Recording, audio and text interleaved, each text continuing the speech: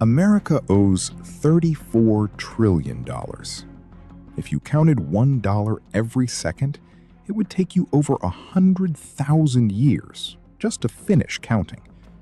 And yet, America doesn't go bankrupt. Every year, the Federal Reserve prints more money. Every year, the government spends more than it collects. And every year, the world expects that tomorrow, it's finally going to collapse. That tomorrow never comes. So the real question isn't how America keeps taking on this much debt. The question is, why doesn't this system break? And once you understand the answer, you'll realize this isn't just America's story. It's the story of a game the entire world is playing, without most people ever knowing who wrote the rules. In 2020, when COVID hit, the US government injected trillions of dollars into the economy within months. Stimulus checks, business bailouts, unemployment support, nearly all of it funded by freshly printed money. Normal economic logic says, print that much money and your currency loses value. Hyperinflation sets in. You end up like Zimbabwe, where people needed a $1 trillion note just to buy bread. That's not what happened. Yes, inflation showed up. In 2022, US inflation hit 9%, the highest in 40 years. People felt it at the grocery store, at the gas pump. But the currency didn't collapse. The dollar is still, today, the most powerful currency on Earth. That contradiction is the entire point of this video, because the rules that apply to every other country simply don't apply to America. And understanding that asymmetry means understanding one of the biggest open secrets in global finance. Let's start with the basics.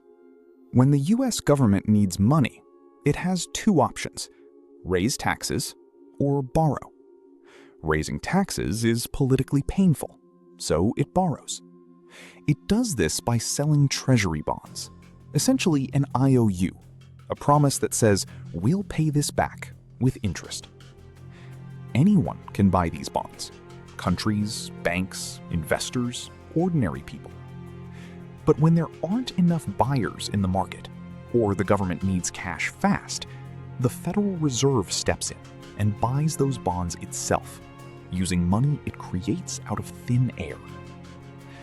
In plain terms, the government borrows from itself and prints new money to pay itself back. If a normal person or a private company tried this, paying off their own debt by literally printing their own cash, we'd call it fraud.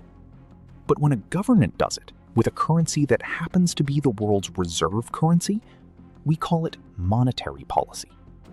That difference is the entire story. So the real question becomes, how does America pull this off?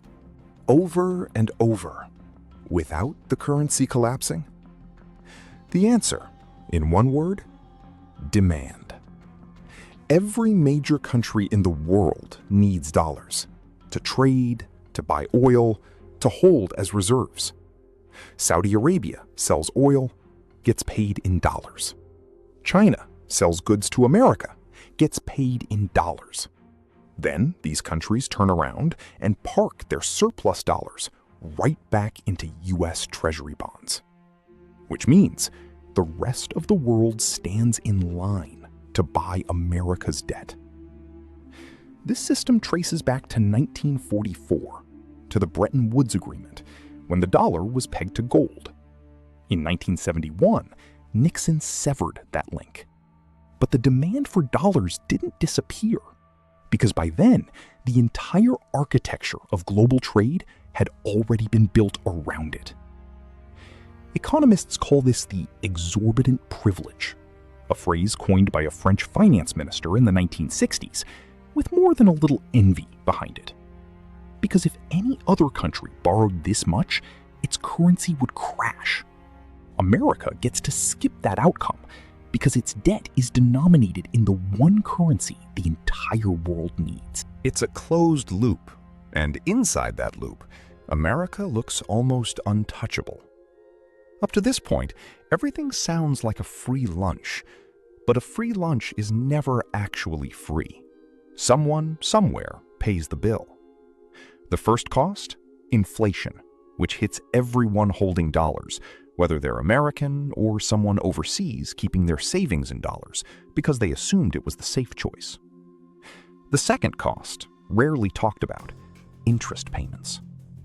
In 2024, the US government spent more paying interest on its debt than it spent on the entire military budget, over $900 billion. That number has now surpassed defense spending. Sit with that for a second. A government that lends money to itself is now borrowing even more just to cover the interest on the borrowing it already did. It's a spiral that feeds itself. And a third, quieter cost, eroding trust. Over the past decade, China, Russia, and several other countries have been slowly reducing their dollar reserves, shifting into gold, other currencies, alternative payment systems. It's a slow, quiet walk toward the door. Here's the irony worth sitting with. The more America leans on this privilege, the more incentive it gives other countries to find a way around it. The system's greatest strength is quietly becoming its long-term weakness. Now, zoom out and look at what this actually means. This isn't just America's problem.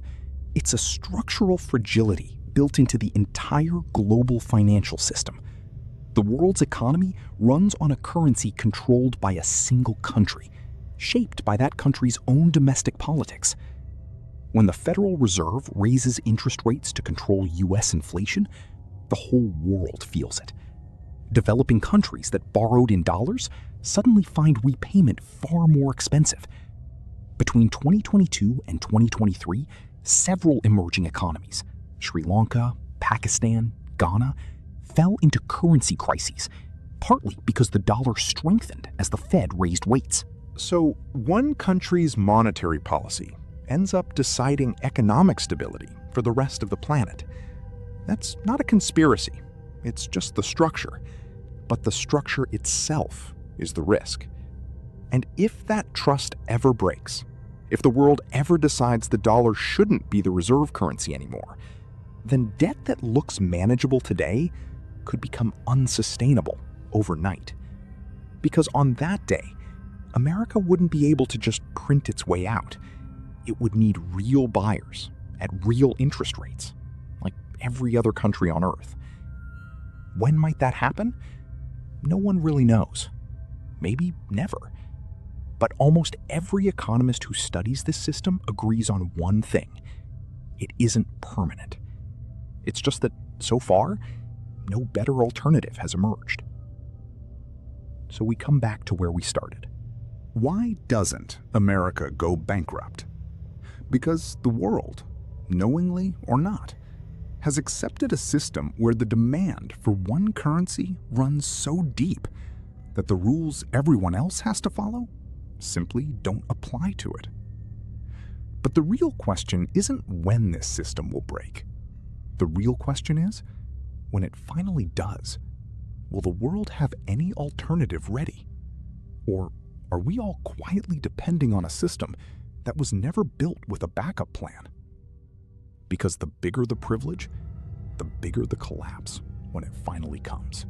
If this video helped you understand something you didn't before, that's exactly what the Reserve Code is here for. Every week, we break down the hidden systems that quietly run the world's economy, the parts no one bothers to explain. If you want to keep seeing behind the curtain, hit subscribe. It genuinely helps this channel grow, and it costs you nothing.